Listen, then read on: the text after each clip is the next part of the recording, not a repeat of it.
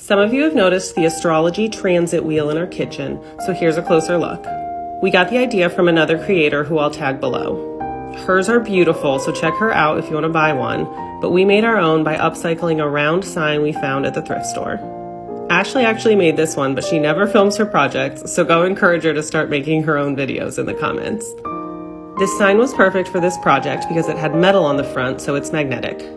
She painted that black, then measured out the wheel with a ruler and a compass and drew it on with a gold Sharpie. She also drew on each zodiac sign's symbol and constellation. She got crystal spheres to represent the planets and glued them each onto a magnet. The set of spheres we used are linked in my Amazon storefront. We try to keep the wheel up to date by checking online each day to see where the planets are and moving the magnets into the right place. We're trying to learn more about astrology, so this is a fun way to create a visual representation of the sky. Even Minerva loves astrology. Follow me for more DIYs and witchy home decor.